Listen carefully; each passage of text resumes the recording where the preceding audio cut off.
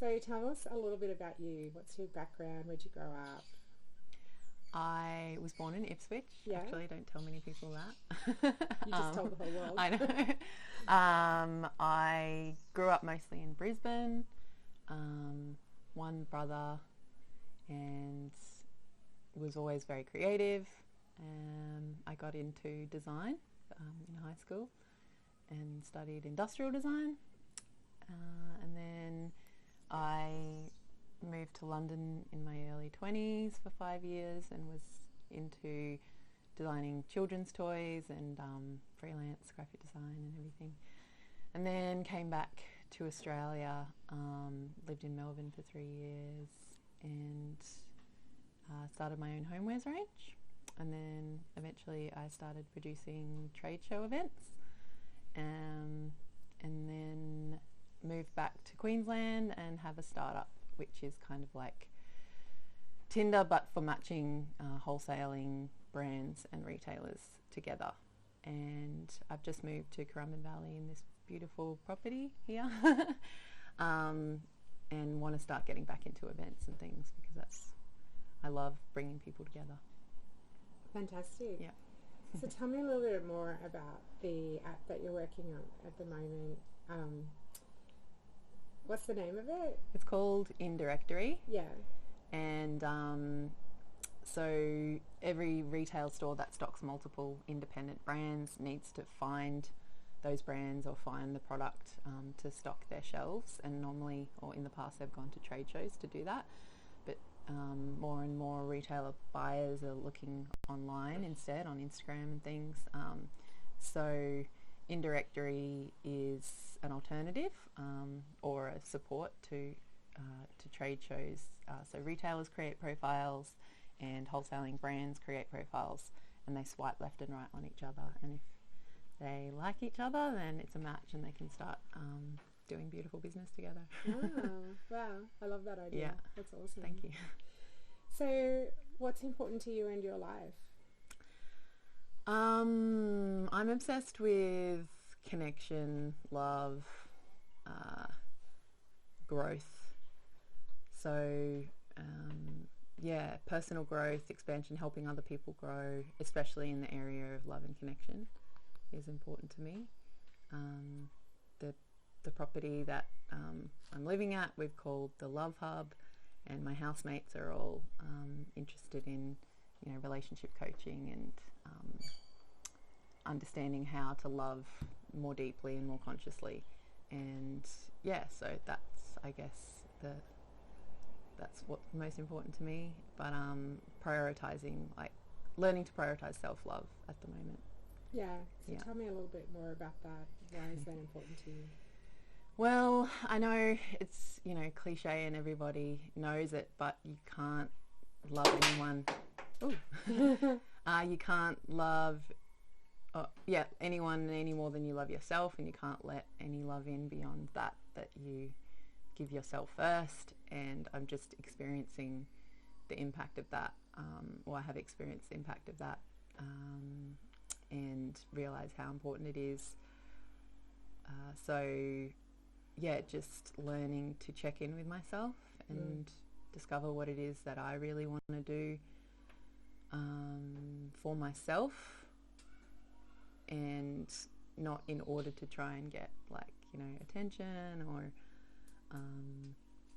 manipulate situations. I'm getting better at just checking in. I can hear the kookaburras going. So that's something that I'm not naturally good at, is checking in with myself and having clear boundaries and things like that. So that's what I'm working on at the moment. So give me a picture of what that looks like in your day-to-day life. Okay, so when I first moved in here, my dad came down to check it out, and I bought stuff to make him dinner, to check out the property and everything like that. And he came down, and it was getting closer to dinner time, and there was sort of no one around, and it was a bit quiet, and I could tell that he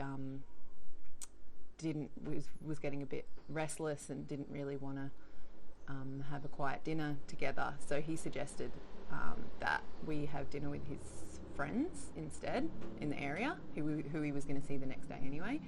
So my normal response would have been to be upset and offended, but then say okay, and then go and have dinner with his friends, and then be resentful and just sort of suppress how I felt. But instead, because I've got this practice of self-love, I said, can I just have a moment to make up my mind? And he's like, of course. So I took myself off to my bedroom and sat with, processed what came up about feeling offended that he didn't want to have me to make dinner for him or whatever, understood that he would have had his own reasons for that, and then felt into whether I wanted to actually have dinner with his friends, which I didn't want to. And I didn't actually, when I felt into it, I didn't actually want to have dinner one-on-one with Dad either. I wanted it to be a little bit more interesting and dynamic because I've been living with Dad for a while. So I suggested that we go out for dinner instead in Currumbin. And we did that, and it was awesome. And that was an example of me checking in with myself and having boundaries and not just doing what I always would do, which would be to suppress my needs and be super accommodating, but then be resentful. And that's awesome. Yeah. Gosh. So practices like that. Yeah, no, that's awesome. I'm going to start doing that now. You're welcome. Well, it's really easy just to have a snap reaction, isn't it? Yeah. In the moment. Yeah. And get to be the martyr, the one that's like, poor me, my dad didn't want to have dinner with me. And turns out I didn't want to have dinner with him either, so there you go. Oh, there you go. And then you did, but you had an awesome dinner out. Yeah, it was a compromise, and one that worked for both of us because we were both looking for a bit more stimulation, but still wanted to be in each other's company, so we found a win-win. Yeah. Sounds like you really did. So tell me more about the Love Hub and how doing what you're doing here is implementing what's important to you. Okay, good question. So the Love Hub is, very early on in its stages, but I think that the purpose is to, it's a place where people can expand through a practice of love. So self-love or loving each other. I like to run workshops, which I've called Kings and Queens workshops in the past, where I give people strategies to learn how to listen to each other better and resolve differences, or how to be committed to themselves through self-love, and just different strategies and things that we can put into practice to learn how to do that. So yeah, I don't know if that answers your question. It's kind of obvious how it all ties in to the practice of love and self-love. And one of my housemates is a love and intimacy coach, and another one is a sound healing musician, and then we have Jazz, who has a women's space where they run beautiful immersive events for women. So we're all got the skills and the passion to run events and things that help people. So I want to start doing some couples retreats where a couple can come and stay at the Love Hub. Is really beautiful, rainforesty type setting with a pool and pretty views and fairy lights and ambience and all that. And they can come on the retreat and be taken through various workshops by each of us and come out the other side, all shiny and loving and transformed. Yeah, sounds beautiful. I'll look forward to that. Yeah, me too. So was there any particular event in your life that had you prioritize love and connection? Was there anything, any person or any event that's happened? I think I started my journey for prioritizing love and connection when I was at a low point of experiencing love and connection in a past relationship that I had, where I was engaged to be married, and it just wasn't, the relationship wasn't working. And I was experiencing quite a lot of sort of anxiety and depression, and so was my partner at the time. And I just got to a point where I had enough, and then I just I knew that either I needed to leave the relationship or change myself, because trying to change him wasn't working for some reason.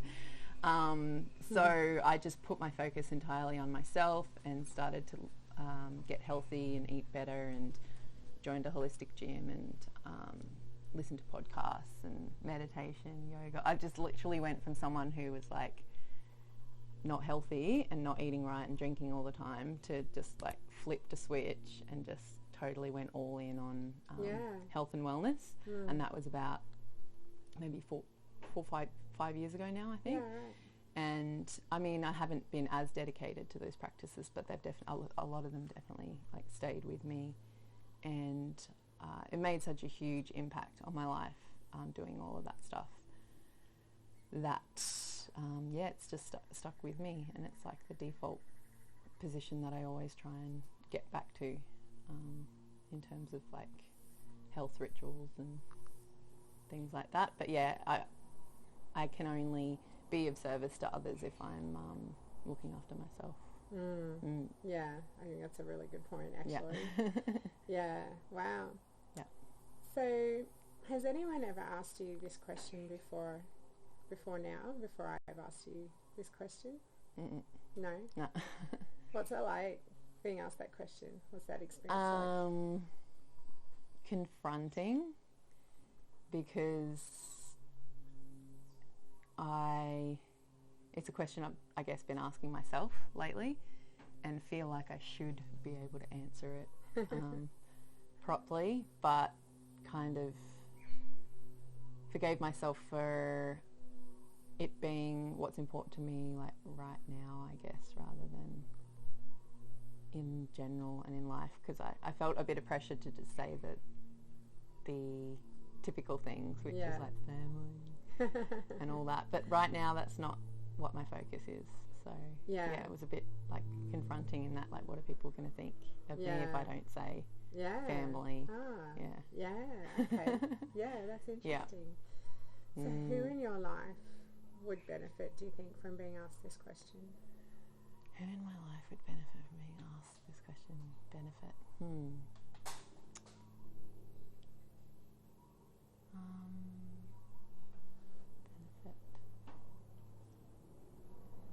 Everyone? My dad, my housemates, like everyone I can think of. Yeah. Unless they like get totally triggered and like. But do you notice what happened there for you is that it brought you into the present? Yeah. That's really kind of cool. Yeah.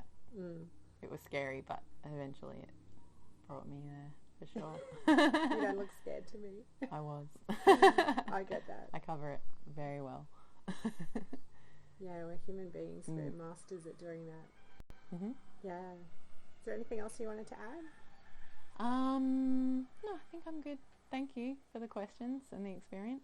I appreciate it. Thank you. No worries.